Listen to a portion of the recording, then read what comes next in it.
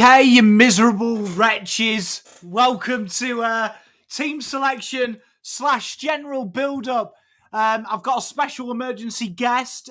This show is more put together than the North Melbourne list at the moment. I've had to pull favours. I've had late ins, more late outs, late ins. But, like Michael Voss, is joining me for the first time in a long time, what it feels like, but we've done a lot together, Terry. But you're becoming a regular on here, mate. Mate, ask the question, get the invite. I usually say yes. to be fair, there was once upon a time that I was like the most invited on guest on any Carlton show, and I've now become you. I just stand by my phone waiting for you to text me, so I feel wanted. It's good. It's all right, mate. Loneliness makes the heart grow fond, you know? It does indeed. And joining us, as always, for team selection, he was a late out, then he was a late in. He's doing the old Paddy Dow, I think. He's trying to raise his contract value to get a better offer. But he's here in the reserves. Mr. Paul, how are you doing? Mate, I'm fantastic. Very, very good. Are my volume levels clear? We're all okay? You can hear me loud and clear? Well, you are in a multi-billion-dollar studio, so I hope they're pretty good. Shout out to Bevton with the 5 gifted. You are mental. And then the Caruthers dog, Wayne, with 10. Mate, boys, you guys are brilliant. Cooper's in chat. Frankie's in chat. Well, I figured, right, it's probably a good week. I've got to say the apologies. Bucky, he is doing something with his family. He's gone on a little bit of a family trip, so that's pretty sexy for him. Let Dog's still fucking about in England because I think he's trying to set up a rival channel, Australian in POM. I've heard the rumours. So stay out for that when I've got a new rival to bat down. And Ian evidently just remembered he's got a full-time paying job. So he bailed on me. Literally, this show has been like my dating circa 18 to 20. It started all right for 3 months and now she's just ghosting my calls and hanging around my mates too much. But I've got something exciting. After the first date. What? So it's always after the first date, isn't it? Yeah, usually. Some of my ones did like the old going through the golfing fraternity, which is always good. Yeah, I mean, it was always good when you haven't got a reply for 6 months, and then your mate tells me, "This is your new girlfriend." And you're like, "I thought she was mine." He brings her home, meets mum and dad. I thought we were meant to be going to your parents this weekend, and we're opening up. Hey, we're opening up Lost Scars for POM. But I've got something exciting. I figured we have got some big moments ahead, right? Big moments ahead this season. So I've gone into the delves. So I thought we could have a chat with chat.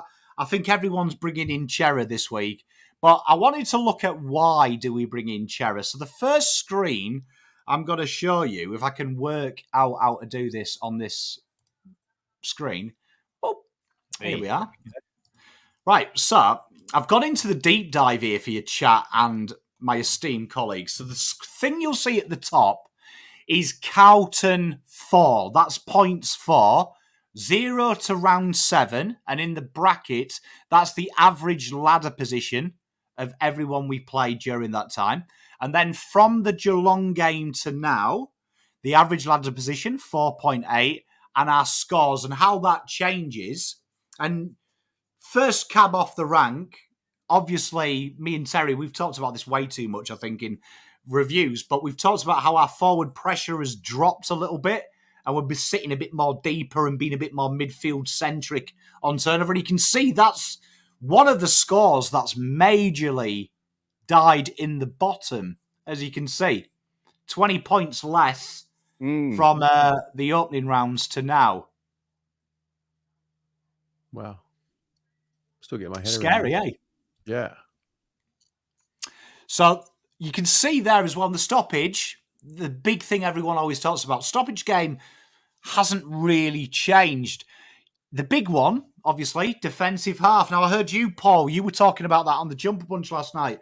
Back half round, that's where the Blues are starting to look a bit potent. And that's been a big change from the opening 7 rounds. I think, do you know what? Like, people were, like, the whole defensive half score thing was, people were so worried about it earlier in the season. But it was probably just to do with us trying to figure out what our best mix was. And it was probably also to do with, no fault of their own, that we just had blokes coming in and out every week. Unsettled lineup, chopping and changing every week. The relationship between those players is completely different. And now we've actually had a settled lineup. You can see the numbers start to spike. But that scores from forward half differential there up the top, that -20. What's the context around that? Because I think that's what everybody would be wondering. Why? Because everybody, and you see it in the media every week. Oh, the number's gone down, so they can't win, and it's an area they need to improve, and it's terrible. But there's no context surrounding that, so it could be because we're getting better at something else. So, for the audience, what is the context surrounding the drop off in scores from forward half? Well, I think it's linked with the defensive half. So I think literally, I know the guys and girls who watch ratings, me and Terry have talked about this on the heat maps. Yep. They're starting to come back a bit.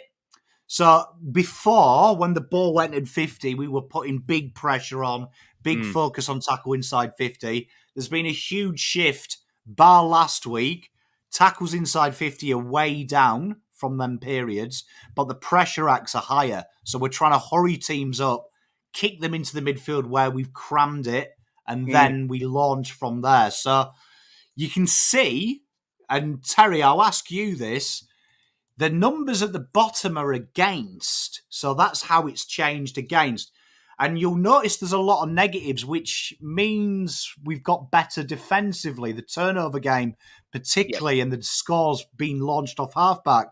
Terry, I've watched your reviews. You've probably mentioned halfbacks killing us and half forwards killing us on turnover.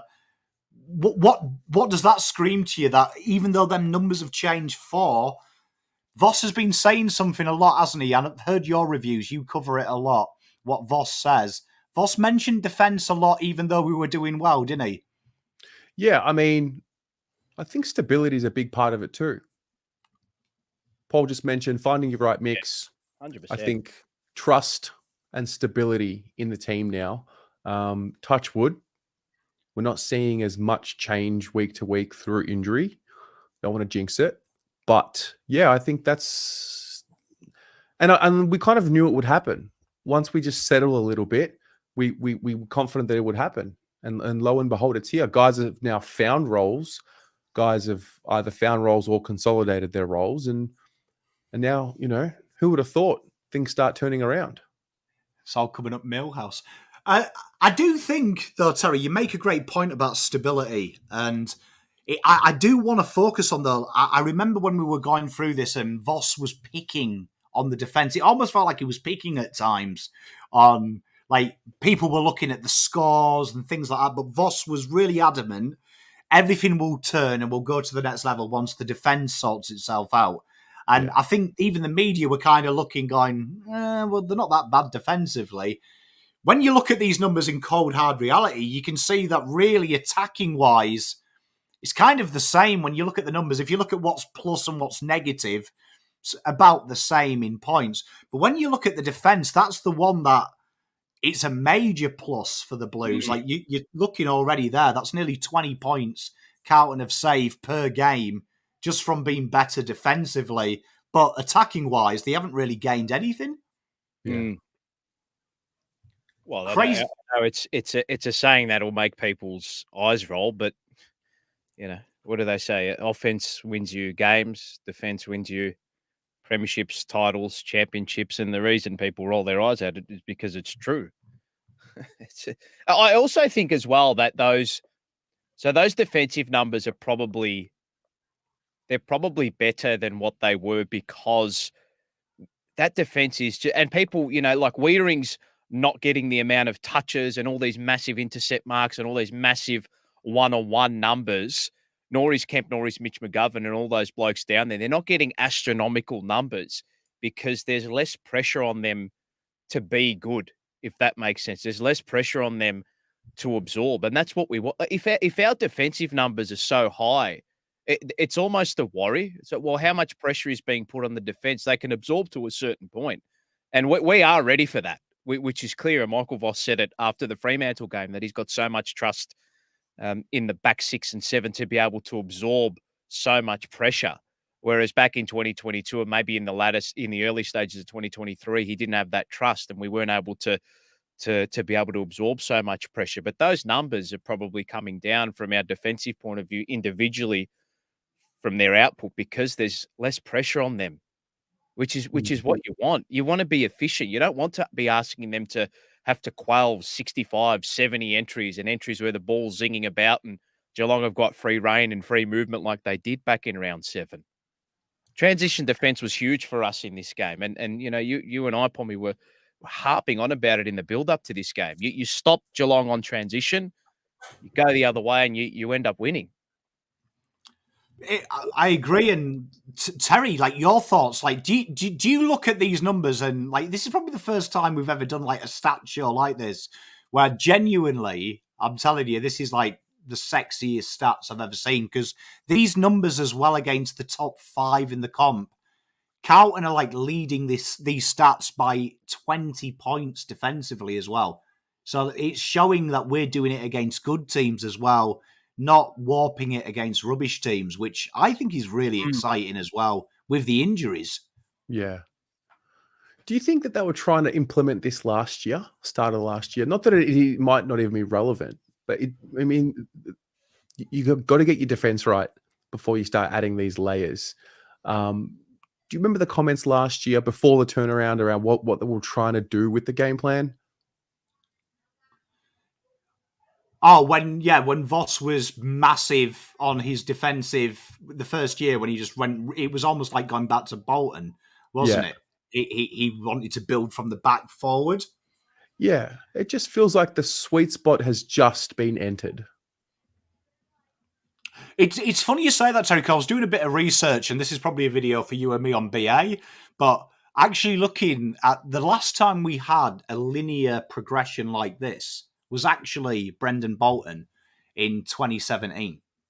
So it was like the defensive numbers were stellar, they were sexy, the mid numbers were starting to defend really well. It was just that final puzzle, you know, the Kerno Harry were never fit. And you could actually see, it's kind of, I hate to downplay Voss, but you could actually see the percentages increasing. It just needed the personnel. And then we shifted to kind of like what we saw midway last year, where there was suddenly a quick flip to try and get the momentum, and they shelved the game plan, and 2018 happened. Obviously, Voss has good personnel, so we never bottomed out as bad as that. Do you think maybe we should have been a bit more patient? Do you reckon what the big change isn't Michael Voss, isn't the players, but it's that we finally got a footy group that doesn't panic and just says, right, this is the game plan. Fuck it, we're going to die by our sword. Yeah, I think there's a greater level of self-awareness of who we are collectively now. And patience was a really taboo word for our fan base for a long time. We just wanted to see finals footy and contention. So I do feel like after last year, there was a bit of breathing room, so to speak, a bit more trust. Paul, I think you and I did a video pre-season, and you said, you know, I'm going to give them to the end of the year. They've earned that right, kind of thing. Yeah, of course. And, you know, lo and behold, a bit of a pressure release externally from the fans allows them to get to work. Yeah, it's a good call. I think, do you subscribe, and you mentioned Pommy there too, but about how we've built from the back forward, so defense into attack, right? And I think that's ultimately what you have to do, I would suggest. Do you two subscribe to the principle that, and I love this idea that the role of a manager and a coach and the line coaches, that's their mantra: get the team to the final job, and it's on the players to finish. I love that. I think that is, I know it's very, very simple, but for me, that's the way I That's the way I look at it. It's the job of the coaches to get us to the final third, and then it's on the players to finish the business. Yeah, I agree. I mean, I think I'm not downplaying Voss's work, but I mean, it's quite a privilege probably to have Harry Charlie, isn't it, as well? It is. Because, like, literally, they are two types of players. If you can kick it inside 50, they're probably going to make something happen. So if you can sort behind them and maybe get one guy to kick 30 goals, you're probably in with a chance of winning the flag straight away, aren't you?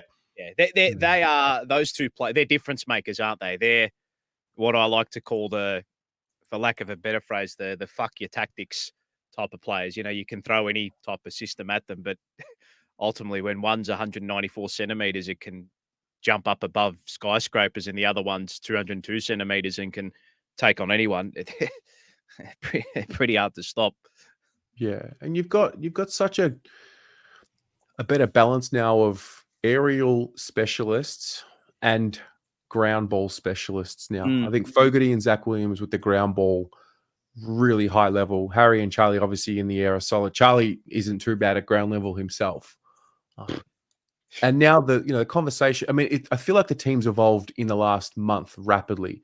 I think De Koning's shut the ruck conversation up into a level that we hadn't seen really quickly. I think Zach Williams and Fogarty at ground level in the forward line have sort of stopped this chat about, we need to get, Durden and Motlop in there, and they're the ones that are going to take us forward. And then you look in the back line, you've got these three beautifully placed layers of youth. You got Kemp 35 games, Cowan 15 games, then you've got Wiedering and co in their prime, then you got these senior guys in Sard, McGovern, Nick Newman, and it's just fitting perfectly. I still think we're going to get better at our scores off turnover. I think this is only just the beginning. And then, with that, the entries will get a little bit better. We're starting to see a little bit more patience too, just before they take that final kick. We still got to tidy that up. Once we do, it's hopefully a great premiership run. Yeah. Pommy, did you, and you mentioned it too, and it was something I hadn't noticed, but when you mentioned it, I've gone back and looked at the last couple of replays and noticed the way those back three players have set up Wiedering, Kemp and McGovern, with now McGovern being one of the deeper players, which I found really, really intriguing. So you saw it was almost at stages, and it was probably, Cameron sort of pushes up the ground, so Kemp followed him. But at stages, it was McGovern, Wiedering, Kemp. And I found that there was also stages where it was McGovern, Kemp, Wiedering.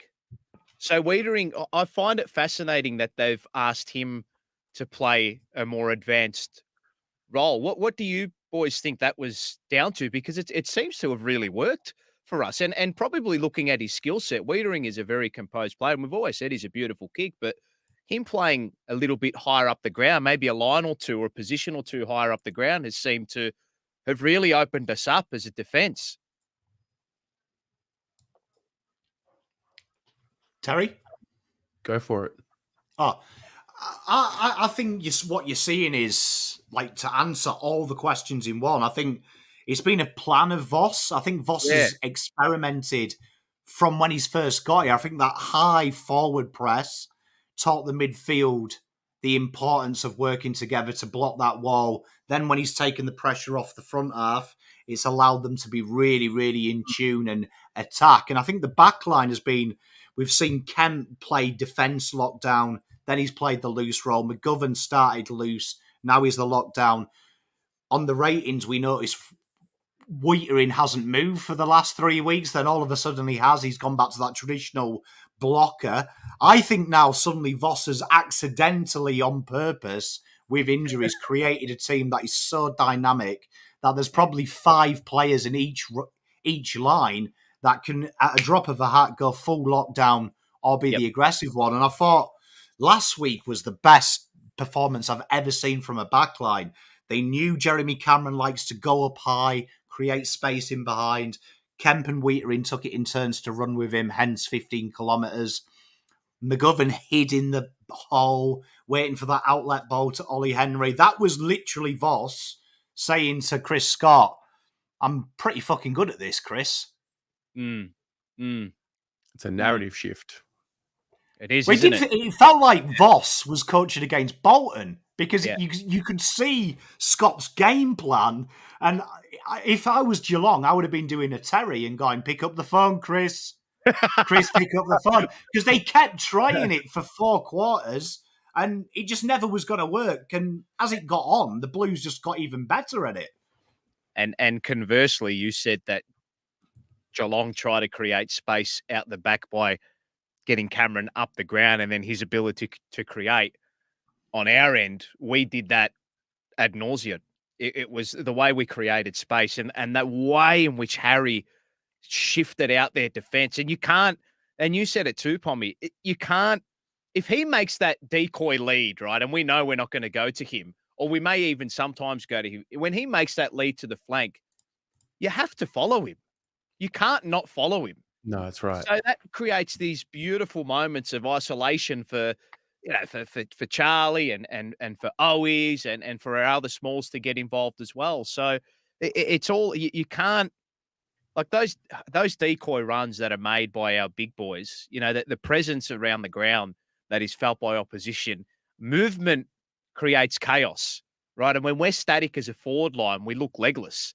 But when there's movement and Harry shifting defenses one way or the other, everybody else just comes to the party. And that's that selfless role that Harry has played this season. And isn't it amazing? He's played a selfless role, but he's still kicked nearly 40 this year. Yeah. Spending less time forward than he is last year, and he's already kicked just about crazy. loads. It's madness. Really? Wow. Yeah. Terry, we're good. We're good, baby. But, right, my next treat for your chat is to pick a team. You've got to know your depth chart.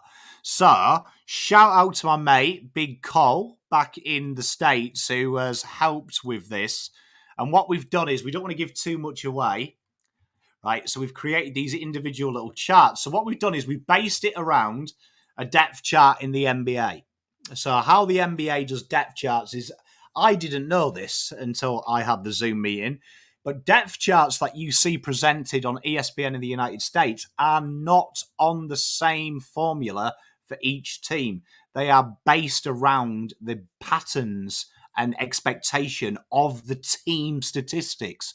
So I never knew this. So we've had to look at how Carlton play and then scrap the algorithm that you see on the rating show and create a new algorithm which only judges players if they played in this system. So it disregards other systems and it's specific for us. So this is basically what you're seeing is the POM version of Michael Voss's favourites. So we'll start with the forwards, right? So you'll have them in ranks. You can probably argue this, but obviously you play 2 key forwards. Cowboys are a 2-forward system. If they're in italics and playing in our away colours, it means they haven't played enough games. So then what we've done is, this is hard work. We have created VFL, AFL draft, calculator, to give you a rough indication of what we would expect had they played senior football this year.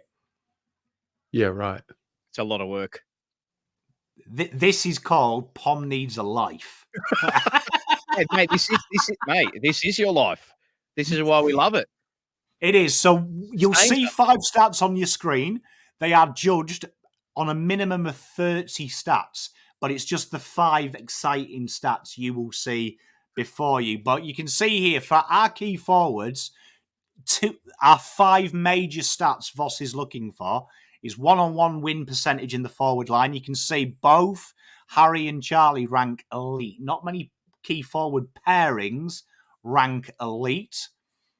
Goal assists, he likes to see them spread the pace. So anything above 0.5 is what you see from a key forward. This is the most important stat, though, here. And you're going to see some stats you might have never seen today because I've revealed some. But score involvement percentage, that is the percentage of score involvements per game on average these players are part of. And this is quite a low percentage compared to what you would be made to believe from opposition. Opposition make you believe Carlton are 50%, Harry and Charlie and everyone else does it. This is quite an even spread for key forwards, just showcasing how dynamic our forwards are. And you can see Harry Lemmy there. these actually might look shit, but they're actually quite an impressive stat line for a kid just coming in. Would love to know what the difference between this year and last year is in this stat. Where were you 7 hours Just ago? to make it more difficult for you. No, because I think we are seeing a trend of a much more even spread. We've got so many goals. I think we've got 3 or 4 guys on 10 goals, 1 on 11. Always has kicked his 20 odd. Harry's kicked his 30 odd. It's no longer as top heavy as what it was. Mate, it's a great call. It's a great call. I will get back to you, Terry. We will recreate this on BA for maybe a special rating show, and we'll do I reckon end of the season, 2023 to 2024, individual improvements, and we can pick on them. But I think we all agree that is our key forward depth. Yeah. We agree. There'll be someone in chat who says Harry Lemmy is better than Mackay. I know there will be, but genuinely, you all agree. Yes. But real impressive numbers. I just want to give a shout out as well to Harry, because he's playing a lot less time forward than we've ever seen before. It's about 12% down from living inside 50, which I think is insane, because ironically, you touched on it, Paul, our ability to create space in behind. Harry Mackay became Jeremy Cameron. Yep. Which I think most people would have said, me included, who's Jeremy Cameron? I would say Charlie. Harry bucked the trend and said, nah, I am. Charlie's Tom. Well, it's always been the case that everybody has said Harry's field kicking is of a very high standard. And I think that's clearly the case here as well. And so these numbers here that we're looking at, is this the Carlton standard and what Carlton is specifically looking at? Or does this also combine in an AFL standard? Because I know you mentioned that this is just purely on Carlton's system, and that's what we're rating it on here. Yeah, their rankings, so this number here on the right-hand side, they're ranked based on Carlton specific. Okay. Right, and these numbers here, so we're looking at score involvements, marks on league, goals. That's their AFL averages for this year. Yes, right. And is that, so those factors that we look at there, score involvement, marks on league, goal, assist, 1-on-1 win, I know that's probably an AFL standard, but you mentioned Voss puts an emphasis on these particular areas for key forwards. And we don't know. It may be different for other clubs, but... Yeah, Carlton are a rarity because we don't have what we deem as a selfish forward. Yeah. So I would say their big negatives on Charlie and Harry, and it's also probably their positive, is none of them's arrogant. None of them seems to be the dominant one. Yep. It seems to be game starts, we're 50-50, where traditionally one is the daddy of the group. Jeremy Cameron is the daddy of Geelong. Tex Walker is the daddy of Adelaide. It's obvious when you look at statistically.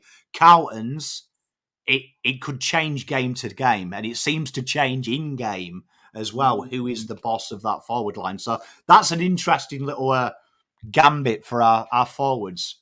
Point of difference and maybe a competitive edge. I like it. Probably hard to do as well. It's probably a testament to our culture, because you've got to remember key forwards are arrogant. So these guys have got to drop their ego. Yep. Because I'm sure both of them. Yeah. Dermy did say on SEN yesterday with Jared Waitley that they're the alpha males of the competition, aren't they? Well, you'd imagine Charlie and Harry, if they would have the right, both of them medalists, to say, I'm the main man.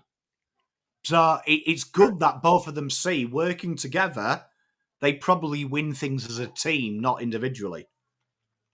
Mm-hmm. Which I think is an interesting case now. But then we go to our favourite position. This one's going to cause arguments, this. This is... General forwards. Here we go. So general forwards. So you can play a little game with general forwards, because the AFL like to classify these in weird and wonderful ways.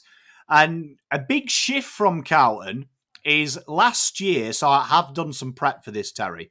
Last year, if we looked at these numbers, one of the best kicks inside 50, and general forwards and half forwards genuinely rank high in this stat, was Charlie Curnow. right? And he was actually the leader in the AFL. He averaged 75.3 of his kicks inside 50 would result in a mark, and he was the only key forward ranked inside the top 50, which shows you the difference in Carlton's game plan. It was a positive and a negative. And when we look at that stat again, right, that's an anomaly. Genuinely good players oscillate around 40%.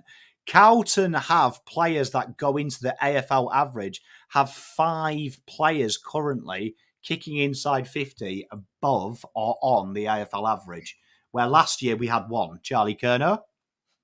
This year, it's actually players who should be kicking inside 50 with them high percentiles. And one of them is your boy, Terry, who is ranked number 1. Mr. Lachlan Fogarty, probably the most underrated. And why this ranks him high, so you'll notice that when people traditionally rank this, and if you watch Champions Data recently, Daniel Hoyne did his mid-season draft, didn't explain his system, and there's some weird ones there, I think we can all admit. One of them is goals really get you involved. And you can see here an interesting facet. He's got the lowest on that list there of goals, apart from Rob Monaghan. But you look at his other numbers, dwarfing his competitors with his ability to bring players in and around the game. Such a turnaround for Lockie Fogarty in this, isn't it?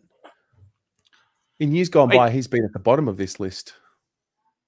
Yeah, he has, but you look at the numbers he's leading, you understand Voss's game plan. I think this is probably the most telling slide.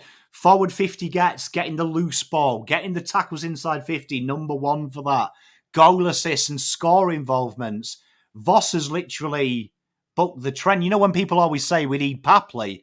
Voss realised, I need someone to lock the ball in there. And if we can get it to Harry and Charlie, we win games. So he's flipped the narrative here. Our most important small is the guy that brings the pressure and feeds the other players. So do we expect Zach Williams, for example, here, do we expect this to just improve as he settles into the role? Yeah, so you'll see Zach Williams is 4th, which I thought was interesting. And you look at Zach Williams' numbers, all of his numbers are goals. And obviously this is flawed because he did start life as a defensive halfback this year.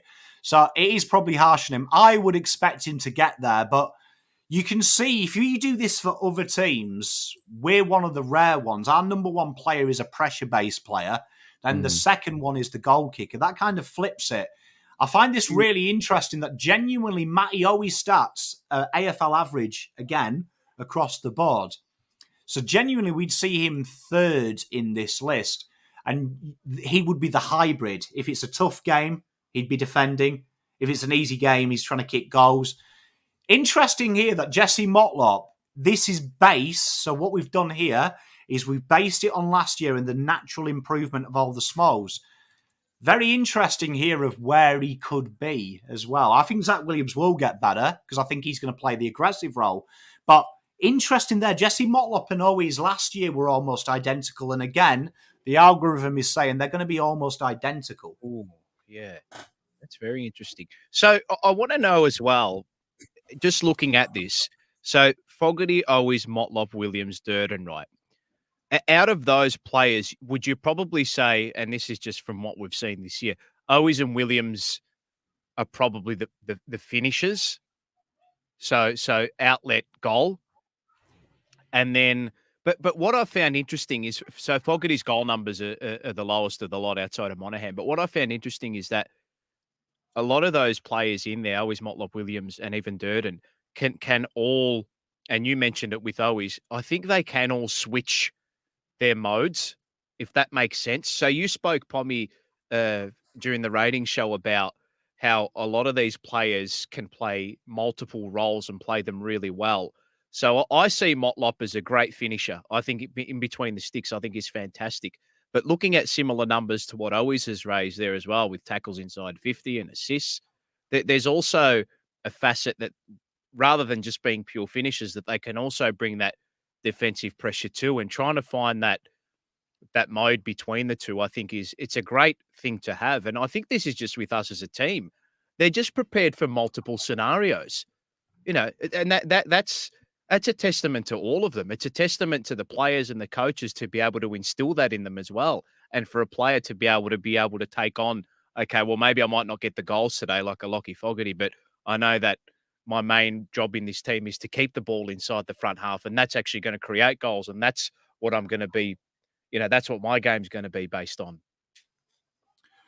I agree. I think the only one out of them 5, 6 names you say who is guaranteed to play who has no successor is Foggy.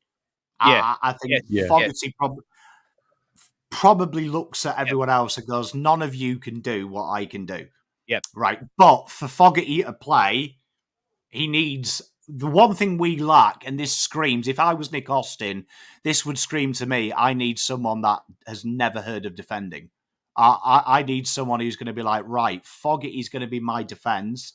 I'm going to hang around Curnow and kick goals, which, to be fair, Williams has been up until last week. Right. I would be intrigued, and I'm going to call a prediction here. I think Jesse Motlop's role change in VFL is to be Matty Owies, because Matty Owies is kind of a bits and pieces, can defend, and I think Owies may go to that role where they're just going to say, right, don't defend, just be a pure out-and-out goal kicker. And I think he's probably the most reliable out of them. And that would make Durden there. I think Durden would also probably, when I've watched him in VFL, no defending recently. Maybe they've earmarked one of you two has to become the potent, selfish goal kicker we don't have. Nice. Who do you two see that, on your own gut feel on what you see, who do you see that pure offensive player out of these play? For me, I think it's Motlop, just from what I like and what I like to see. Who would you pick just off what you like as a pure offensive player?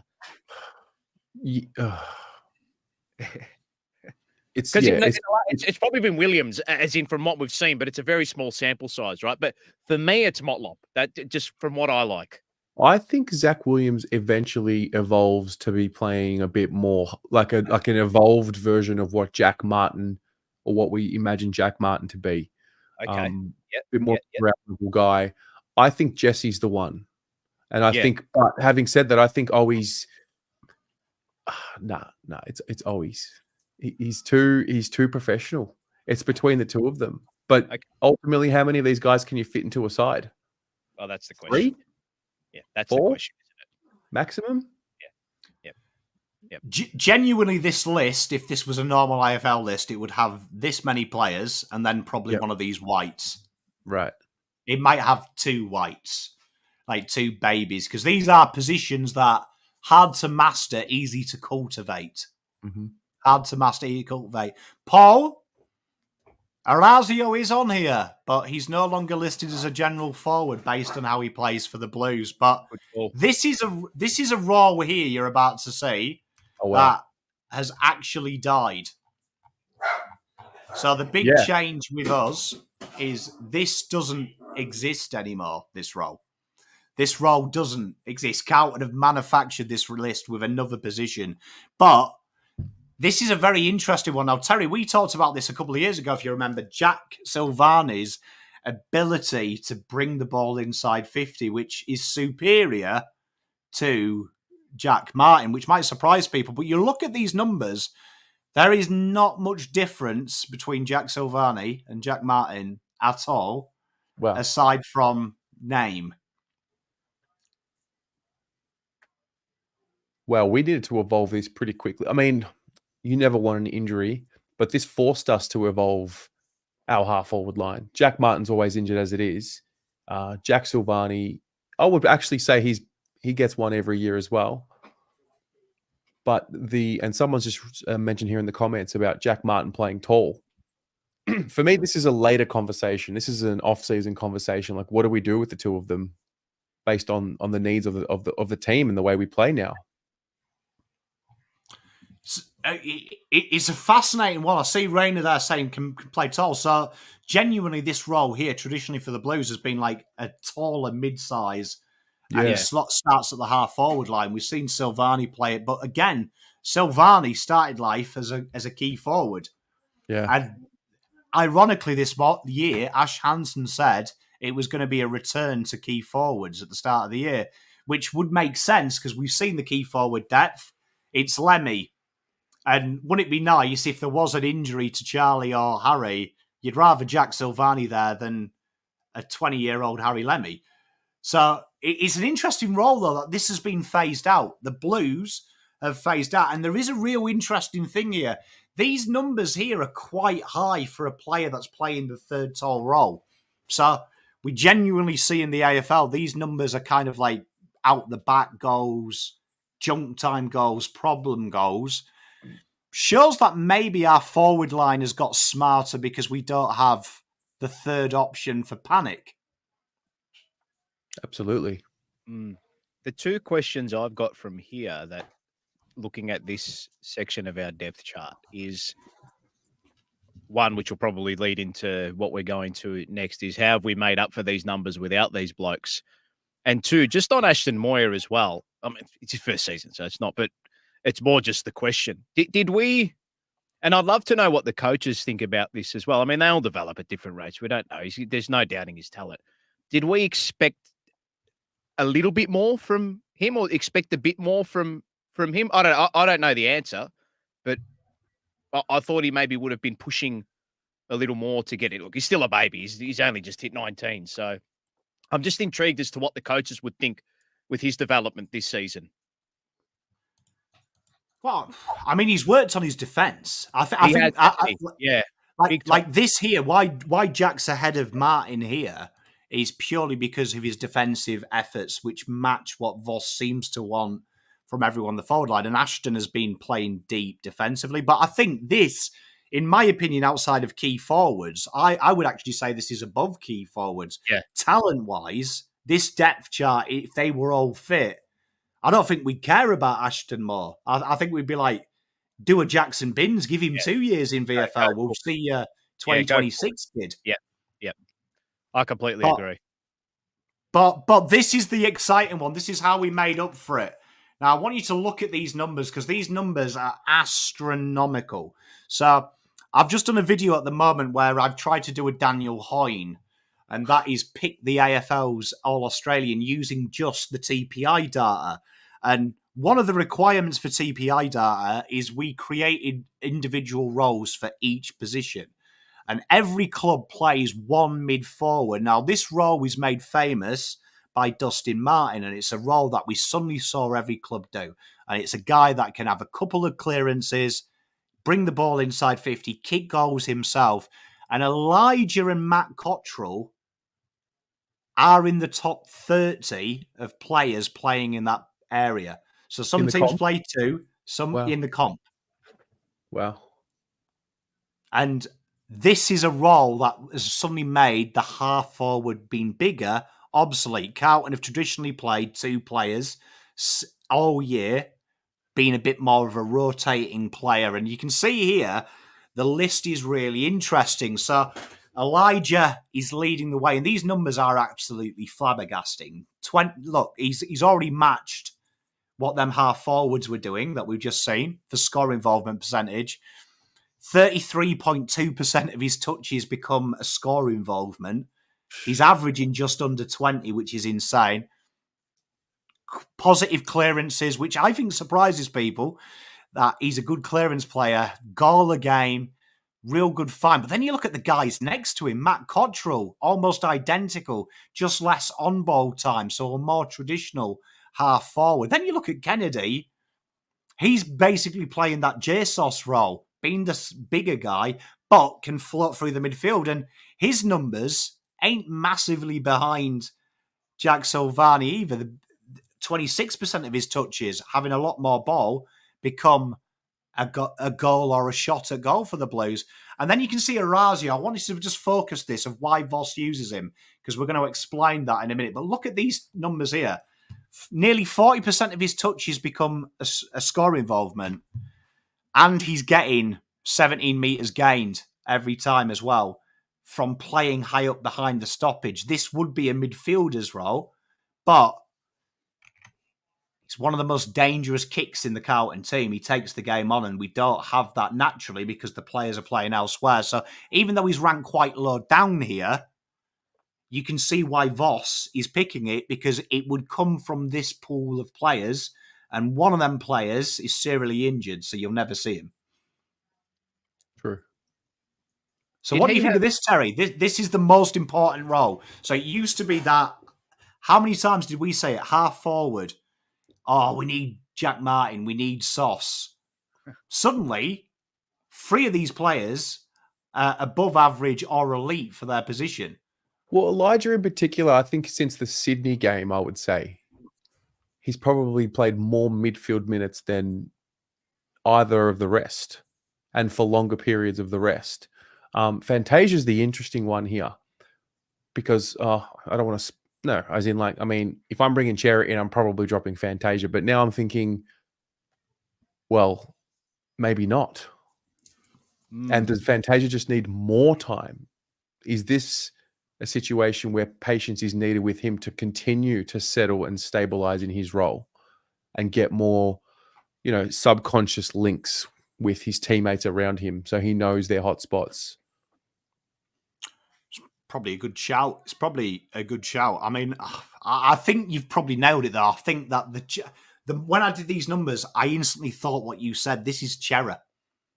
He's playing a midfielder's role, but kind of having to slot half forward and rest. Yeah. In an ideal world, Kennedy slots half forward. They rotate Walsh and Chera because we like Walsh to go out wide. Suddenly they fixed it, and Fantasia's not there. Kennedy gets his mid-minutes back. Bang, it's all good. But interesting, because you can see that value there is obscene. Yeah. If you're having the ball and you're creating that many opportunities, you can see why Voss goes to him, because the other players we've mentioned wouldn't be anywhere within 20% of that. Well, he had 2 direct goal assists on the weekend as well, which were quite obvious. And looking at his numbers, you talk about meters / disposal. And I know it can be a bit of a number that's just thrown about, because it can be astronomical and people see triple figures and they think, oh, but he's had 214 meters gained. He's had 2 direct goal assists. And he has also, I actually thought he was, the eye test to me when I was watching it live, I thought, oh, Razio's been all right tonight. Yeah, agreed. I found that he was a lot more involved. He's had 4 score involvements, 2 goal assists. He's had over 200 meters gained, but they're meters gained in dangerous positions as well. 2 inside 50s to go with that too. I know he got subbed off. Probably should have kicked that goal, but he's starting to. And there has to be. I mean, these coaches that pick these players every week, they are there. They're there. This is 24/7. They know better than what we know, right? Unless you're probably David Teague. But anyway, we won't go there. But there has to be a method to the madness. He's not drive by. There has to be. He's getting a game. He is getting a game for an obvious reason, and these numbers would suggest that it's his effectiveness as well, and he's obviously doing selfless work off the ball too. But for me, I actually, and you can get sucked into numbers and stats by these, simple stat sheets that we see on the live scores and stuff. But to the eye, I actually thought he had a decent enough game. And he's starting to turn in. And look, it's not me. I don't want to come across as just aimlessly defending him. But like I said, there has to be a method to the madness. He's starting to now have, and we mentioned it, Terry, in the fan cams a few weeks ago, the half moments, right? He's building towards something, and you can see it. You can see it as well. And a testament to him too. He keeps fronting up. He just keeps fronting up, and he's not been horrific. And small forwards as well. Pommy, mate. How many times does a small forward kick 5, 6, 7 goals? Unless how many Eddie Betts and Stephen Milnes are there in the world? Mate, they're a diamond. Mate, they're like hen's teeth. They like hen's teeth, mate. It's the sum of all parts in this team at the moment, and we can't, as critiques and what we can't question team selection at the moment, or we can't question any of that because of the performances and results. We're scoring high because Orazio's part of this forward mix and this forward mid mix. We're defending well because XYZ is part of this defensive and team defensive mix. So they are getting it right for the majority. So I don't think we can question it. we can't question it at the moment. It's fine to debate it, but for the time being, I'm happy with him in the team. I'm happy with him. Mate, and the role he's playing, he's not going to get 50 touches. Do you know what I mean? Like, because then you've got these boys here. So, like, this is part of the reason he's playing around the ball, and he's having to cope with these three clowns, who three of Cowton's most primary ball getters. And you can see here, the redevelopment of Walsh should be talked about, more classified as a bull, as opposed to a general midfielder, which when we've really done these before, Walsh wouldn't be in the conversation with Cripps for role played, but we've seen Voss now heavily reliant on two players playing this role at any one time and then packing pace around them, packing movement and dynamicness. And that's why Orazio's there. You could also put Kennedy in the dynamic mid role. We've SG asked. You'll see dynamic role in a minute. We've put Kennedy forward because that's traditionally he's playing more forward than mid. But this explains why. Last year, Cowton rotated so many people on the ball, and these numbers are scary. And I do want to just point out Walsh is slowly becoming this generation's Cripps, and not many people are talking about it. But the rules that Cripps follows early doors was contested possessions, which you can see Walsh is hot catching him up. But then look at tackles. Walsh is killing him in the tackles. We're slowly starting to see modern day teams are playing a more lighter on-baller. The Cripps days are slowly dying out. Carlton have already preempted that because Sam Walsh is starting to take them minutes as well, which is only going to long-term his career. And both of these guys nearly over 25% score involvements. Not many inside midfielders are providers for their team, and we've got two of the best. George Hewitt is literally a bog-standard inside midfielder's stat. Like, that's everyone's best midfielder doing this. Look at ours. We've got two guys above him. Yeah, Walsh is running on both sides of the ball. Doesn't get spoken about as much. The criticism will come that he needs to hit the scoreboard more. It's funny how people want to turn players into Buddy, into Dusty, but they don't want to talk about his ability to run defensively as well. And the big turn-on stat for me, and this is why I always say, don't worry about stoppage and clearance. Cowton have freaks of nature here, because when you see our ruck score launches from our ruckman, it's obscene. It's midfield-esque, but 2 score launches from your 2 main on-ballers as well. So that basically means they're getting direct goals from stoppage and clearance. They're setting it up straight away. That's scary. Like, already Cowton are worth 24 points around stoppage and clearance just from 2 players. And then you've got George Hewitt as well, who's not too shabby himself. Like, we haven't talked about him. Criminally underrated.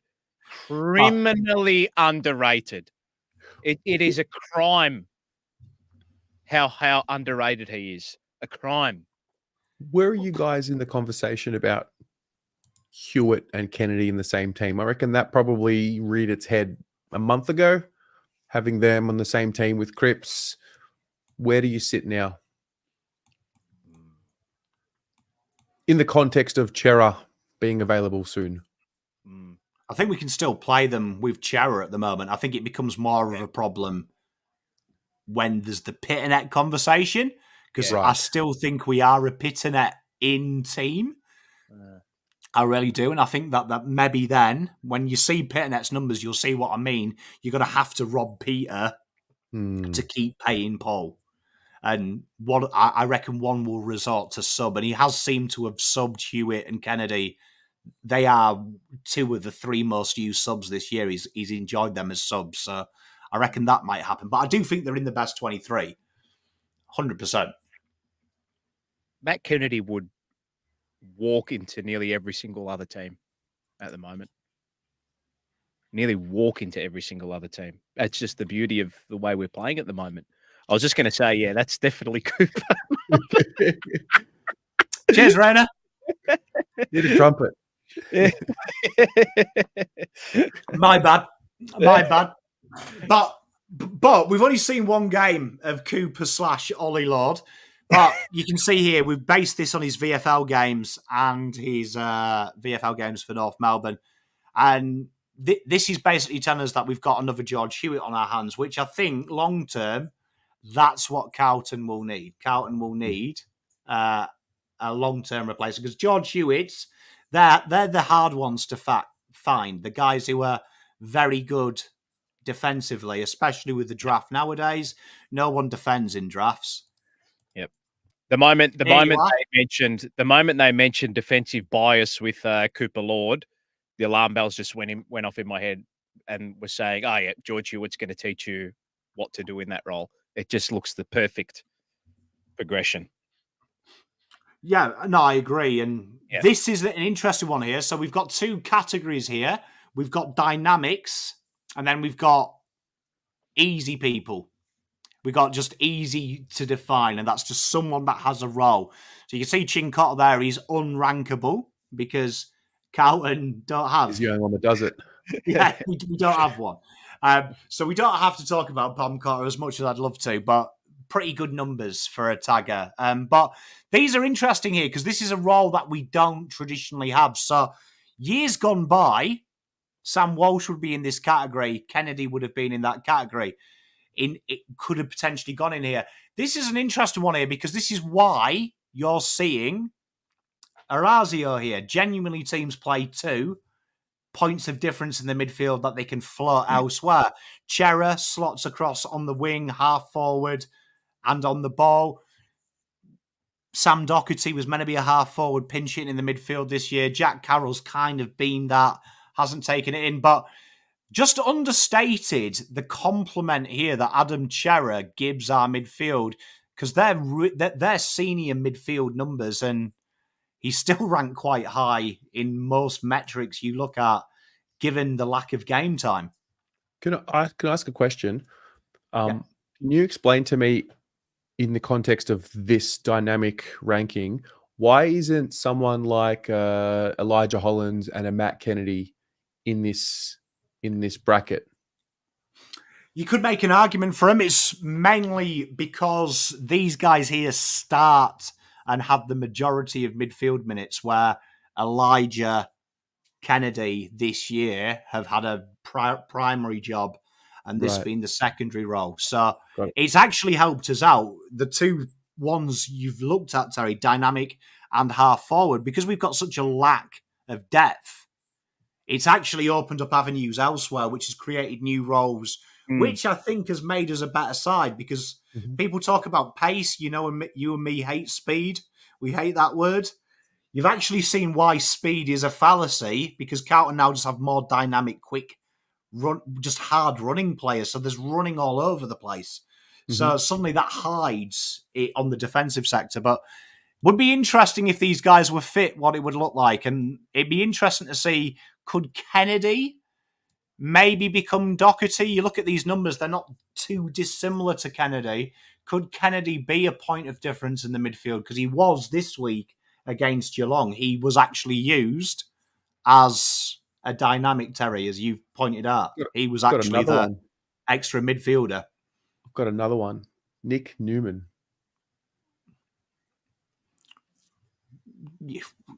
Well, I mean, if Billy Wilson keeps going the way he's going, they're going to have to maybe slot him in. We've seen Nick Newman play pretty much as an advanced winger this week. I mean, maybe Voss is just trying to stop algorithms, maybe. The VPI. Maybe Voss is like Council Pom and make it hard for him. But no, it's good. I mean, this here is just showing you how Voss is different to other coaches. He's tried to manufacture the roles he wants in his team, and he's done it successfully. And we're probably lucky that we've got so many versatile players. Do you remember a few years ago the criticism about why can't we have these players just playing one role? Probably comes back to the pace conversation. Well, you look at grand final teams, you look at premiership teams. How many rotations in the midfield do they show? It's so important. Mate, I agree. And I think that's something that Voss has been huge on as well, hasn't he? He's not been scared to put a square in a round hole. Mm. Like he seems to prioritize the skill set and then back the player to execute it. And he's not been really scared to give them time, which I don't think we've seen before as well. He doesn't seem to want to put a bullet in the head too quickly. He wants to give you an extra game. Yep. And then here we are, Terry, everyone's favourite, the wing. Oh, yes. And this is a very interesting one. So we're looking here at, these are actual wing stats. So, you know, people get confused. Champions data doesn't separate wingers at all. So they are lumped in with contested possession players. And you look here, there is real defined, Carlton, for the first time ever, have a real defined wing role. You've got one here, and it's very interesting. Disposals to scores, 22.8% comes from Ollie Hollins. Ollie Hollins is more of a traditional winger that he makes someone else finish his work off. But Blake Acres, you notice him because he's everywhere and he's defending and he's that. But you look at the stats, the big difference is the actual only physical difference. The marks. Wingers nowadays are expected to be that defensive outlet. You usually play one of them. It's Ed Langdon at Melbourne. It used to be James Jordan playing the Ollie Hollins role when James Jordan was there. He's now doing that beautifully at Sydney.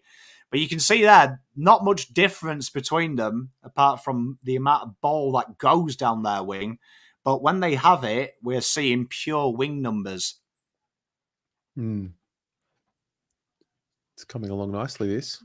Slag my Ollie off. Go on. What are Jackson Binns? Is there a defensive half pressure X number for him in the reserves this season? Because I would suspect that, and just to go purely back on what we look at and what Michael Voss has as a principal, contest and pressure, it would seem that, you know, Hollins and Binns, they're kind of in the, you know, they're in the infancy of their career. They're both in their second year of football, but I feel that Ollie Hollins has the principle of contest and pressure way more down pat than what Jackson Binns does. Yeah, definitely. I think not even an argument. I think the difference is, and Matt makes the question, you could probably put Cottrell in here as well. Mm-hmm. But I think what you've seen with Binns is you've really seen Carlton swing him as an inside player as well. He's actually become, if we go back here just briefly, a mid-forward in the VFL. Since everyone's returned, he's playing that Matt Cottrell role where he's playing a little bit more pinching and around stoppages, sliding forward. We're seeing a depreciation in the numbers, but we're actually seeing an increase in his skills around the ground. So I actually think, to answer your question, they've planned for the Camparellis. This time next year, that will be Ben Lucas, and Binns will be in this group when Cunningham has moved. Matt Cottrell will move, like Terry suggested, to dynamic mid, the extra rotation, and suddenly Carlton have got a sexy, balanced list, because we've actually made this list as balanced because of injuries. So thank you, injury players. Yeah. Thanks, Andrew Russell. Thanks, Ross. That's the first one. Hey, Terry, they were calling us shills. I know they were calling us shills. Where's the fucking thanks now? Hey, someone call you shills. But these are probably the most shills. We were shills, mate. Yeah, shills. I had to fucking Google what a shill was. I had to Google what a shill was. I was like, what the fuck's one of them? Jesus. Anyway, from Russell to happiness, this is our key defenders. So Carlton here play our key defenders almost identically, and genuinely you have a defined intercept or a third. So you can see we had the half-forward tall player. Genuinely, you'll have a half-back tall player. Carlton don't. Carlton have just genuine three players that mirror. And look at this. I want you to notice the synergy of some of these things. So, like, when we look to the gen forward, you can actually identify, if you look at the numbers, so here's one for you, I'll cheat, players giving the same output almost all the time. And it happens throughout the list. So look, Elijah, David Cunningham, mirroring the role. Right. You look at the key defenders, players are mirroring the role. So when we pick on a player, you can see the role they played. So a great example is Mitch McGovern has ironically become Caleb Marchbank.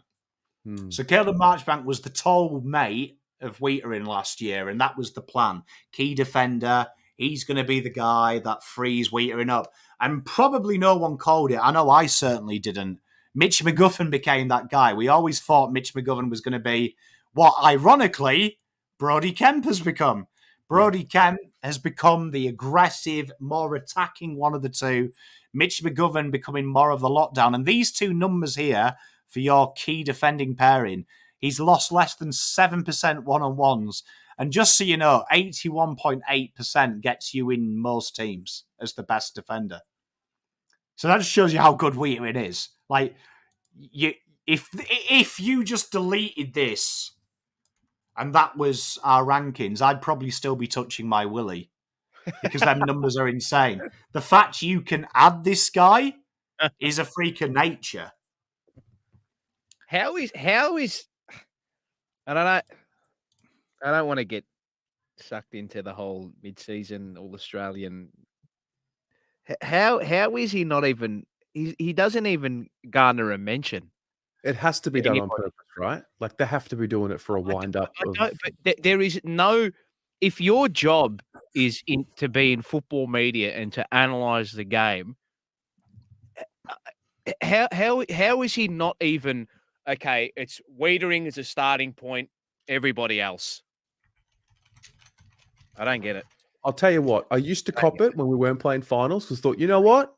Play finals, you get 3-4 selections in the team. I know. When we finish in the top 4, and if we don't have 5 people in that team, well, I don't care. It doesn't. For me, I do. It doesn't faze me. But it's just more along the lines of, well, we're paying these people God knows how much money to actually analyze the game and educate people. But I don't know. Well, you know, Terry, you've actually nailed it. You've actually nailed it because there was an article the other day when it wasn't the Daniel Hoyne one. It was the one that the Fox pundits did the mid-season. Yeah. And it made me laugh because I thought this is a great story for me and Terry to do on Media Watch. But they'd actually used the reverse Whittering. Yeah. And they said, McGovern is in the team, Jeremy McGovern, because his backline is absolutely bombed. So he's having to step up. But it used to be the reason that they used to say Whittering was overlooked because his stats were warped because he was facing some of the inside 50s. And I was like, you can't just change the narrative. Like, you can't. But fascinating. But these numbers I did want to talk about because people always pick on Lewis Young. I just want you to look at Lewis Young. Lewis Young is basically the Whittering. He's the Whittering backup, and the numbers clearly show. You look at it, it's almost identical, but like his life, Lewis Young can't be Whittering because Whittering's only lost 6.3% of his one-on-ones. And Lewis Young's loss percentage is what we'd expect a Sam Frost to be, a player who genuinely is in everyone's list who plays that role. Carlton are just very privileged that, look, we've got freaks of nature in this team. Like, Brodie Kemp's numbers here are borderline All-Australian.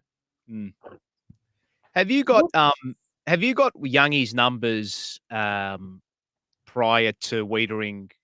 So he did the first 2 rounds because I actually thought he did a really good job opening round and against Richmond. I know Bolter got the better of him a few times, but I actually thought in the early part of the season when he needed to hold up and in, I actually thought he did a really, really good job. Hey, mate, I think Lewis Young for me is just one of them players. Like, because when you come to a point, we can't all be Jacob Whittering, right? Because I think if you look at it this way, let's just imagine there is a world Lewis Young's not here, and then first 2 rounds you mentioned, right? Mitch McGovern was injured, wasn't he? Wait a minute, Brodie Kent wasn't playing. Yes. So your choice here would have been guy who's always injured. Yes. A guy who's named after a cartoon. and a guy that has never played AFL football. Yeah. Yep. So, Yep. like, for me, this is no disrespect to Lewis mate. Young. He's the Rob Holding. Rob Holding is a good English centre back, right? He's not elite, but he can hold up an end. For me, Lewis Young being on the list means that if there is a knock, the way McGovern, Kemp and Whittaker are playing, I'm pretty sure Kemp and McGovern could work around him. Like, the difference between the difference between Young, McGovern, Kemp and Whittaker is only ball use. Yep. Only ball use, the difference. Yep. But then we come to the two exciting ones, halfbacks and rucks. So, I'll tell you what, I've got another slide for rucks because you've got the other ones on. But here we are. Here's the halfbacks. But you can see here, this might surprise some people. It won't surprise rating show watchers. Nick Newman. Yeah. The best halfback flanker we have. And these numbers are insane. And a synergy happens again. Voss seems to play any role that has a need for multiple positions. Plays the same type of player on each side, and that's why you have a depreciation. Carlton attack one side more than the other. Most teams do. You right-handed, you don't left-handed. Not many people do both. But you look here, Newman and Boyd, natural apprentices. And we're also seeing Assad and Cowan becoming natural apprentices in the roles that they play. What? Is that playing up for you guys too? Or is that just me? It's all good on my end. Okay. I'm the problem. I'm having... Continue. Carry on. Yeah, so if you look, and I'll zoom in so Terry can see a bit better, but you can see here that Nick Newman is like the Matt Owens. He's just very good at everything. Very good at everything, setting the benchmark. And where the players are a little bit better than him, which there isn't any in the halfback line, but there is some players that have got more attacking stats, you start to see Cowan...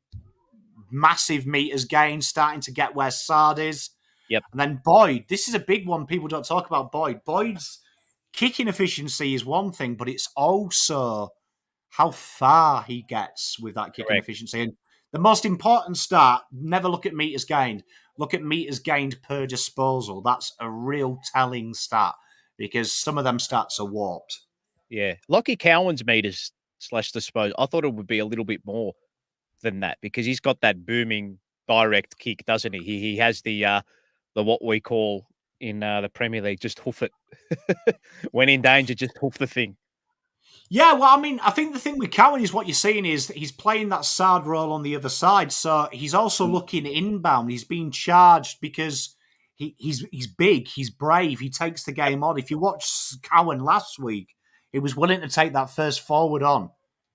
Get him out of the way, get the handball inside. And you really, all these little departments we've seen, there's two players playing a similar role all the time, but also got the ability to play the other guy, because I've got no doubt Lockie Cowan, if he needed to, could become Nick Newman. Because he has done. 2 weeks ago, he went on the most dangerous Nick Martin, and which is usually Nick Newman's job. He's a real enforcer as well, isn't he, Cowan? I think the way he imposes his will on the contest, and I think to Diesel Williams' point as well, and I think it was evident from early in the season when he started playing. I don't want to harp back on previous things, but he's everything I think we wanted Liam Stocker to be and more with regards to the physicality and getting the ball and having an influence on the contest, and the see you next Tuesday about him as well. And he's a far more dynamic player as well. He's got a lot of that about him. 19 Morris years of medal age. winner too.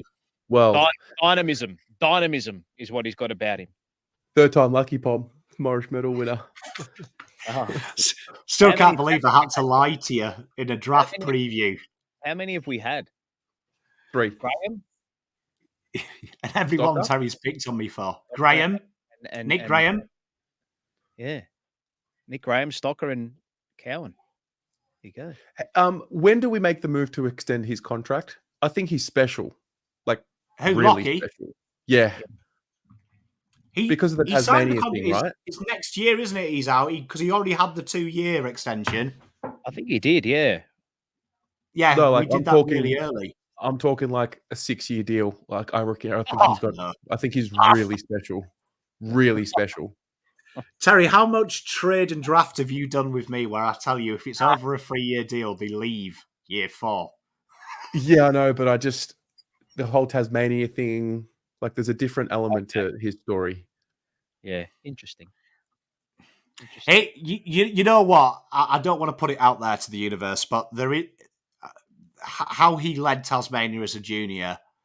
Yeah, I agree with you, Terry. This is probably one you tie away for a while because I do reckon, as much as he loves Carlton and he is a Carlton boy, I reckon if they rang him up and said, "Can you lead us out first game Tasmania?" he'd be like, because I've not seen a junior captain play like he did. That's why he turned me on. I remember he played with fight. I remember it, and if they're going to come, which they will, and so they should. Yep. Make the price as high as humanly possible. I really think what he's doing at his age and experience is like special, very, very special. He was like a Crips leader, Terry. You know, wore his heart on his sleeve. Like you could see it fucking meant a bit more than playing football.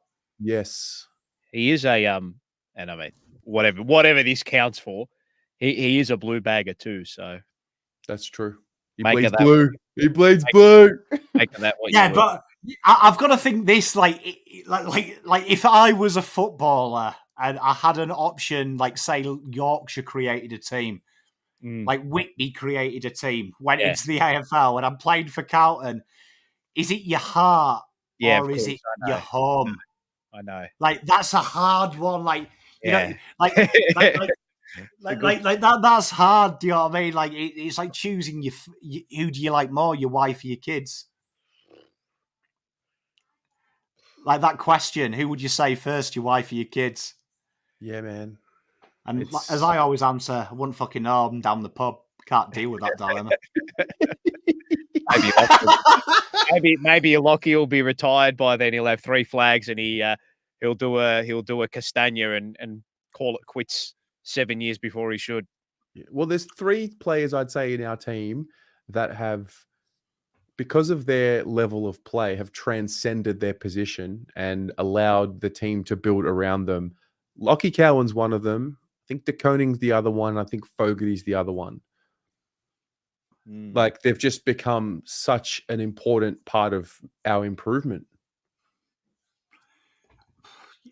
You know, ironically, some of the best, everyone always, you know, I was having this conversation the other day with a good mate of mine, and he was saying, like, Geelong this, Geelong that, their list building.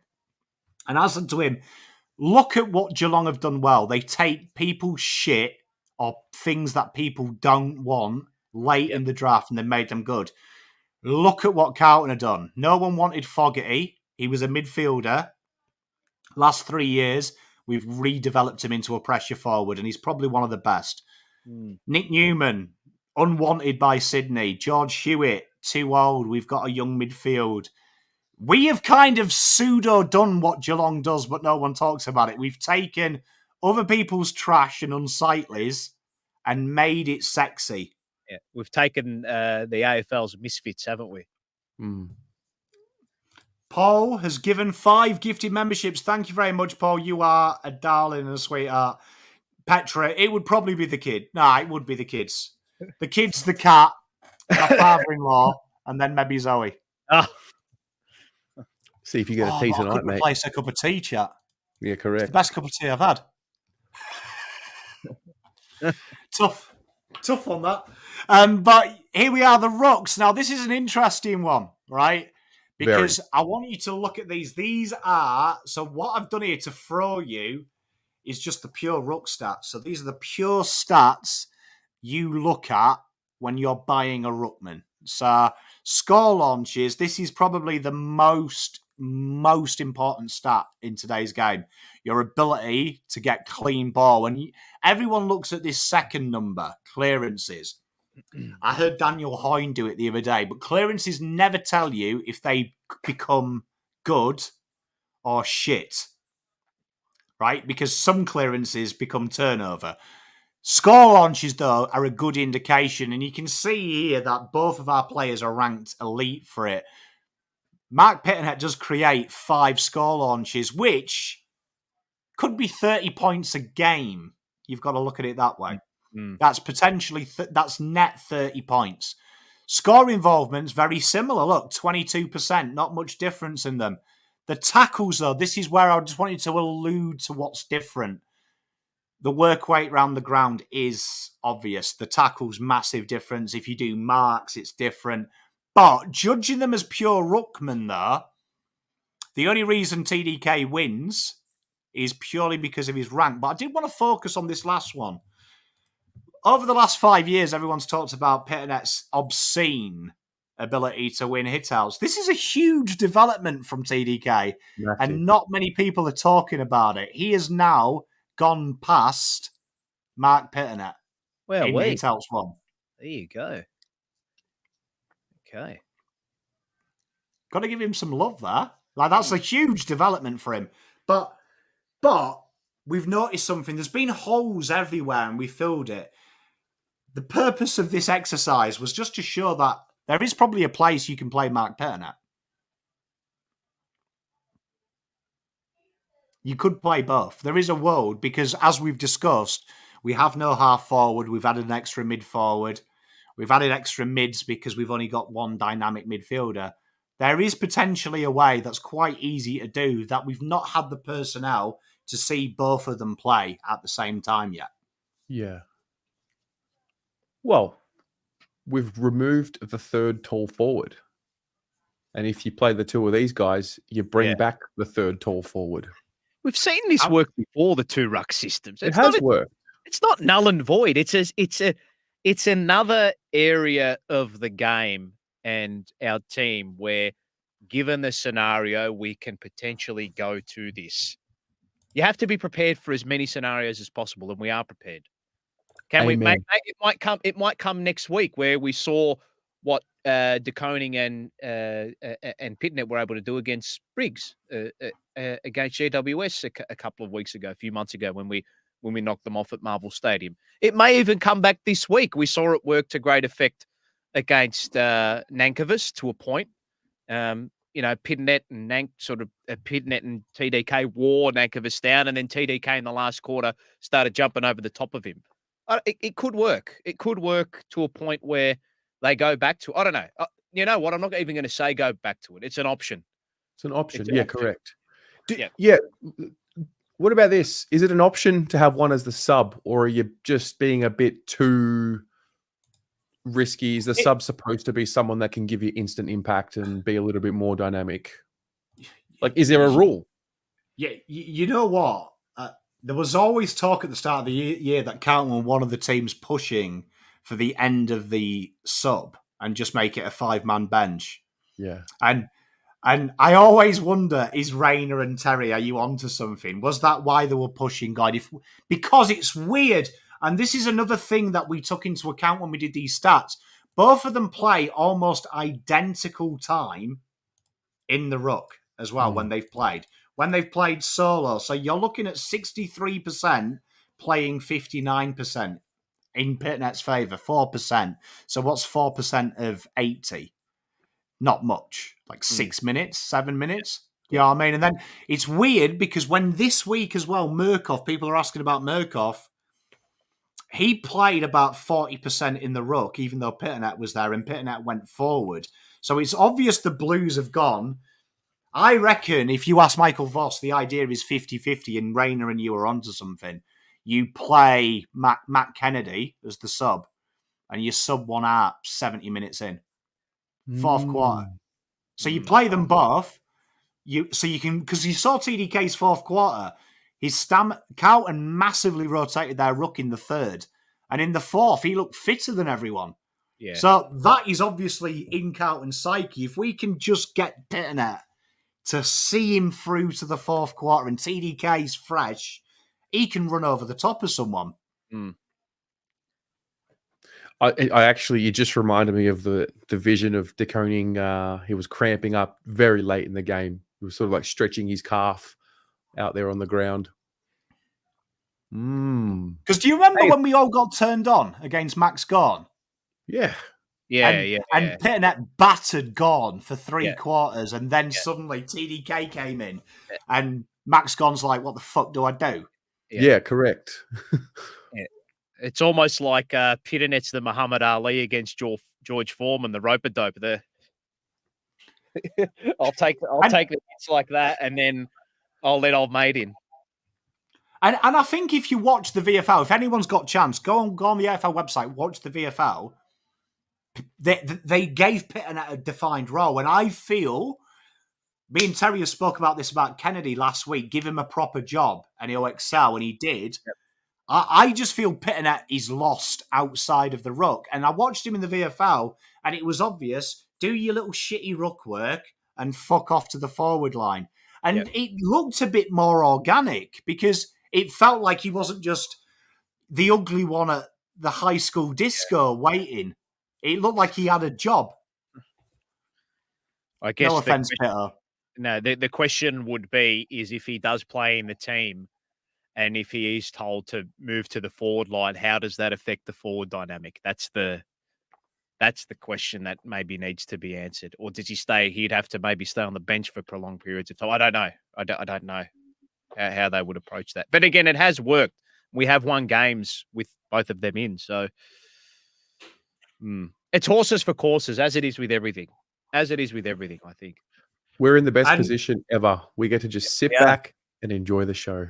Yep. And I do feel here this will happen at the end of the year. Yeah.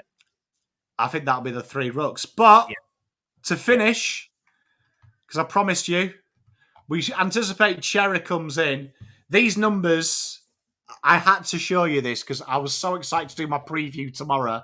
I had to go early because I looked at these numbers and I've never seen numbers this good as a Carlton analyzer. Like, I actually had a tear. I had a tear in my eye. I was like, fuck me. So stats are telling me it's over before it's begun.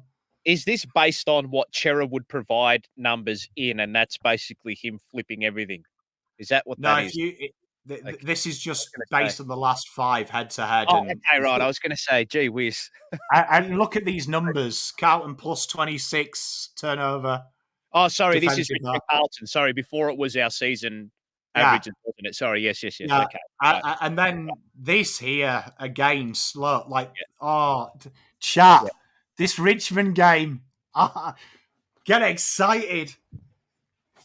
But it's basically telling you, look, that on paper, this is the first time. I've only ever seen stats like this analysing a game when Richmond are the champions. This is what we are looking. The last time I saw Richmond Carlton, the numbers look like this. It was Richmond on the plus side. We were the worst side. This is 2017 Carlton versus Richmond. They're Carlton.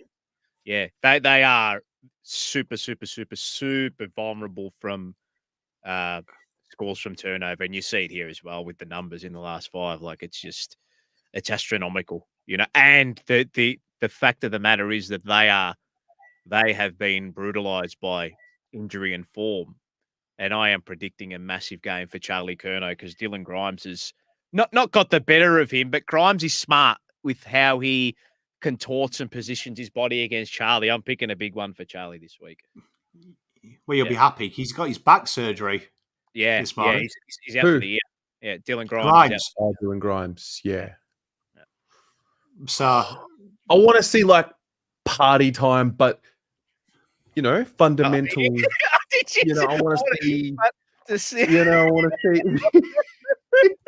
Well, to put it in perspective, you've got to remember that there was times Carlton played Richmond and the stats look like this, and Carlton managed to keep it close because it is a rivalry. They're having a bad time. Yep. Tom Lynch is out. Grimes is out. Presti is hurting.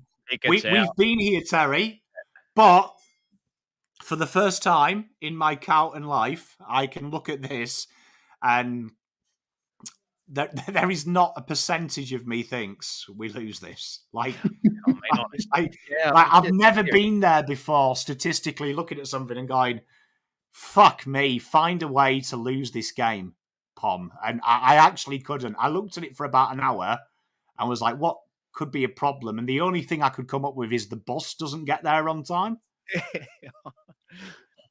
It's a new position to be in. But you can't, and this is what we were saying. It's not, people go, oh, don't be arrogant. And you can't, this is just the obvious. They've earned the right. They've earned the right. You assess the numbers, you look at the numbers and you say, well, hang on a minute. They're missing X, Y, Z. We've got ABC. We're doing DEF. And they're done from a season perspective, and they've got players missing left, right, and centre. And look, all I'm saying is I've done this so many times. This game sticks in my head because it's always like, shit, me and Terry are back to work. So Richmond, I can memorise the stats because it's always the first game of the year and it's lodged in my head. And I have looked at these games and gone, fuck, I'm on live with Terry in an hour. I've got to convince the world we win. And we're Richmond in this scenario. I am looking at the numbers going, hope for fucking COVID to come back. No, I think...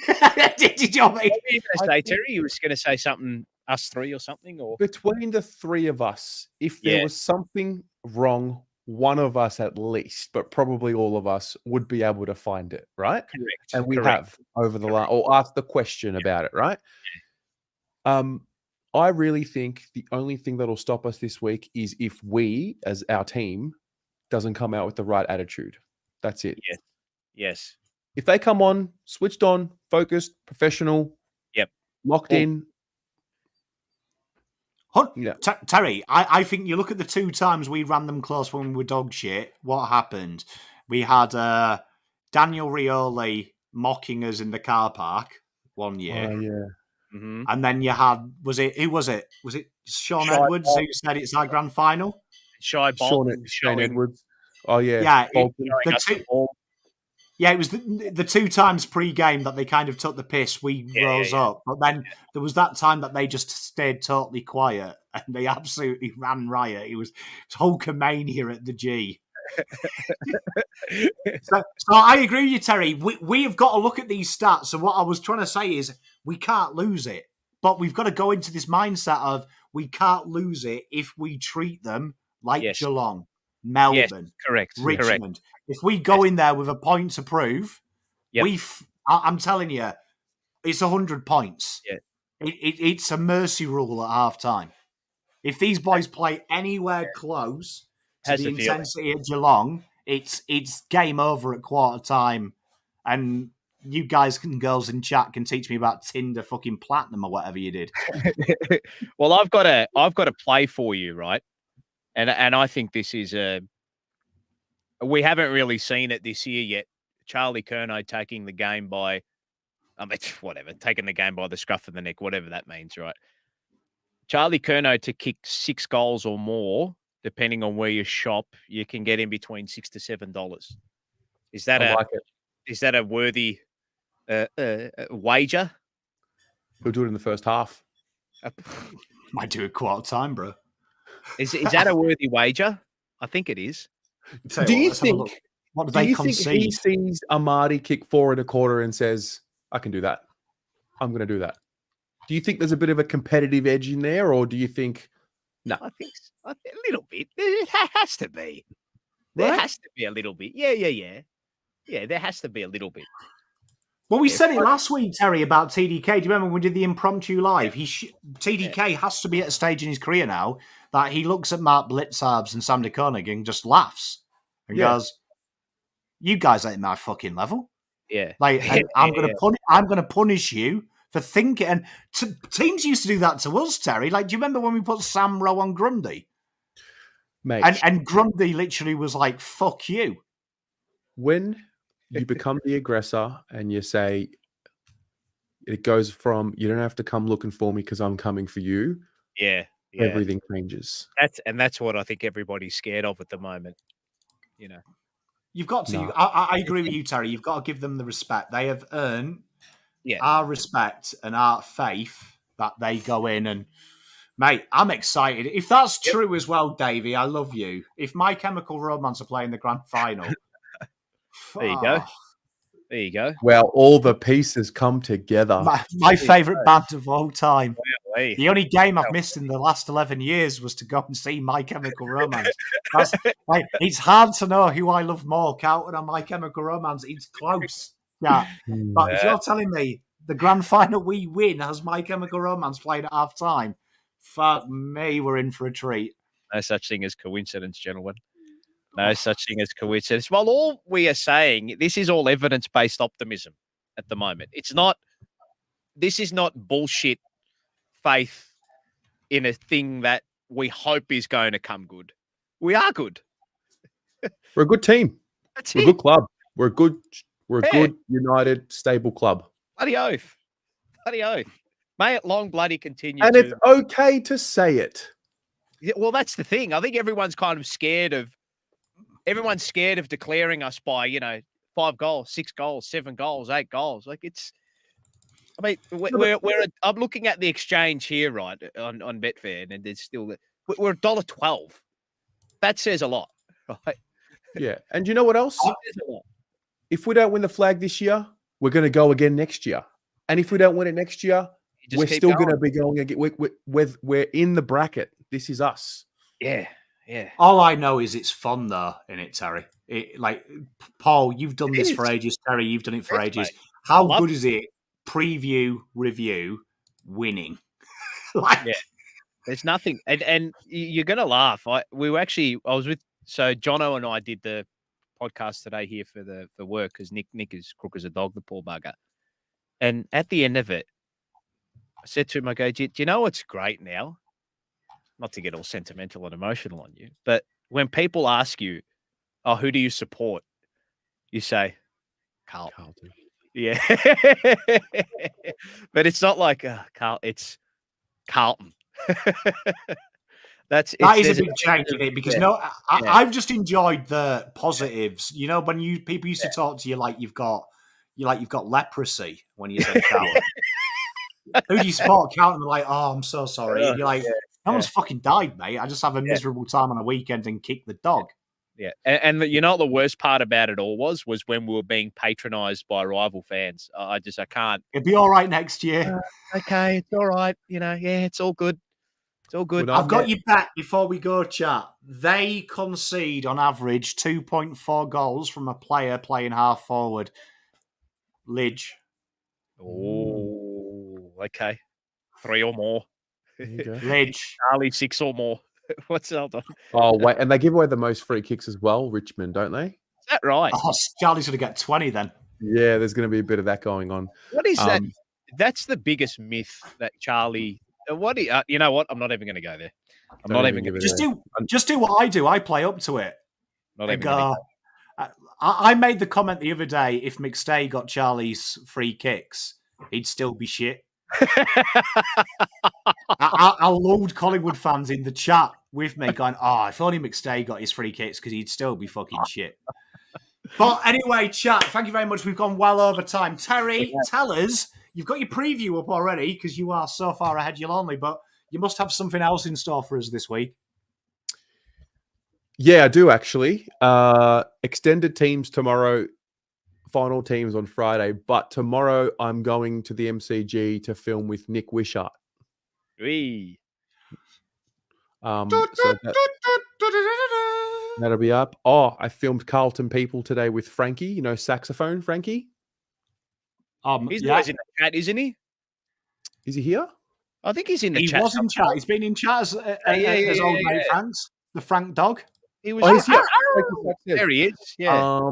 So film that today. Can I just say, my kind of guy. Like we went deep. We're talking like civilization, meaning of sport, what it does. Like went deep. Really good chat. So I got that. Oh, yeah. You guys can know the BA shop. It's about to go live, but it's available now. So the BAshop.com. Go for it. All sorts of things there. Beer pong balls. Beer pong balls. Yeah, beer pong balls with the BA logo on it. We got bottles. We got new hoodies, t-shirts, the whole lot. I'm about to do some sort of something to announce it properly. But while Yeah, everyone's here watching, check it out. thebashop.com. How good's that? Yeah. Is it on the website, Terry?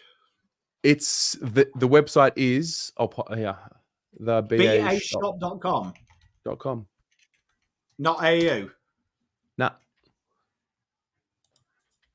I'll be adding more things to it, but yeah, you've got like 12 or 14 items there right now. Terry, Nice. drop it in chat because evidently I'm stupid and I've got a different website. Oh, BA shop. The BA shop. Hang on. That's why. So that's happening. I'm putting it in the failed to post the comment. What's wrong? It's not letting me do it. Anyway, whatever. Thebashop.com. BA shop. Look at this here, look. Pom's. Here we are. Hey, chat, don't worry. Yeah. Uncle Pom can work it out. In yeah. fact, It is. but Blues fans, you asked the question, actually. There it is. Mrs. Pom is currently had a whole office built just here. So now I have a neighbour. I can literally throw shit at her. But she has now got a proper printing press and everything. She's also got something to make. I shouldn't really tell you this, but I'll do it. But we've got actual little Funkos. You know the Pops? I bought Mrs. Pom a proper 3D printer. She's going to make little big-headed Poms statues. And they're going to be hand-painted. So she's going to start all the merch. But her office is literally here. So Awesome. some days when I'm live, we can bully her because she'll be right next to me. Don't Can ever we bully her. No. Can we get a She gives three? it back. Can we give a three? I want a 3D printout of you like that in the background with like maybe a crutch and like a shoulder sling as well. Mate, we can make anything you want, mate, with 3D printer. You know what I mean? Like, the sky's the limit, mate. The only limit is your perversion of your mind. That is the only limit. Make sure the mic's off on that one. But yes, Mrs. P will be joining us quite frequently because that's going to be her workspace. So, those who enjoy Mrs. Pom telling me off for saying something, you'll see it all the fucking time. Paul, what are you doing this week? What am I doing this week? I've actually got, you know what? I've actually got the weekend off. Can you believe that? I've actually got the weekend off. Thank Christ. Part-timer. Untitled Blues, JP. What else is going on? And just a whole heap of racing stuff at work that'll pop up over the next couple of weeks. So, and I do, which I'll announce very soon, a special announcement coming up very shortly that I think you'll all be very excited about. Just tell us. Not yet. Not yet. Just say it. Not yet. No, not yet. It's not special if you're not telling us. Not yet. Not yet. Not yet. When everything's about timing in life. Everything is about timing in life. The time is right. Yes, this studio that you may see that calls football may be coming to fruition very shortly. So we'll leave it at that. I reckon Jimmy's nailed it. I reckon you're doing a nude calendar for Christmas. Yeah. All 12 months. Yep. So December. Jump the Punch is going on OnlyFans. We are actually, yeah, we are. We're it's $69 a month for the special, and away we go. I'm pretty sure I've got a bet somewhere. I can't remember who I made it with, but if Carl win a flag this year, I'll do an OnlyFans. I can't remember what the bet was. It was something fucking stupid, though. It was something absolutely that I don't want to do because I made the comment on someone else's live stream. The way my luck works is you've got to twin something I want with something I will regret. So we made a stupid bet, and it just so happens that I was proved right. That's how karma works. I have a photo. I have the photo. I have the photo for Paul for the photo shoot. So it's in honor of the old apple crumble. It's you nude holding an apple crumble in front of your noggins, and then sorry, go on. But I'm also, and then the next calendar is yeah. Okay, all right, we can do that. Sorry, we I can had to do a nude, Blue Abroad nude calendar. Terry's got the ideas. Jesus. What Hey, am I doing this I'm week? telling you now that people would actually buy that. I'm telling you they would. And I'm not joking there either. Bit of arrogance there. Look, the Carlton arrogance is coming back. Fucking sell out, bro. Polly, what are you doing, mate? What do you got on? He just told you. Well, he didn't. He said he's got something secret, but he can't No, tell us. you. I said you, Pommy. You. What have you got? I have got some decorating to do behind me for next week, but I have got the preview coming out tomorrow. There's another video there because I've got an extra day, so I'm going to have to make a video up for Friday. So I'll make something sexy for you. Oh, that's it, the All-Australian. The TPI's All-Australian rivaling Daniel Hoyne.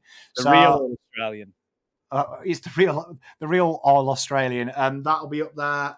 Other than that, just the usual banter, watch-along coming up. And also, stay tuned about the watch-along, because if you enjoy the watch-along, we have something super secret and real special coming up on the watch-along involving Frankie. But we are going up a level with the watch-along. You will have the same watch-along, but it's going to go up a level because Pom's getting a fucking band, baby, for the chance. Ooh. Wow. It's what happens when Carlton get better, I get better. Like, you wait. When it's 3 flags, I'm going to be carried out to the watch-along by hunky men on a throne. like Moomba. He's the king of Moomba. You know what I mean? People are going to be throwing navy roses at me as I come on. but yeah, no one goes up to the big Pommy Castle. Oh, no one sees him anymore. But honestly, stay tuned for that. The watch-along in the back end of the season with what we've got planned is about to take the piss. Like, we're talking it might be better than the G, what we've got planned. Like, it will change games. But that is what we've got. There's the secret. Stay tuned for the merch. Once Mrs. Pom stops making me cups of tea and has to look after the kids while I do this, she'll start making merch, which will be good. So, peace, love, and light. Look after yourselves. We'll be back next week. Bye. See you, crew. Bye.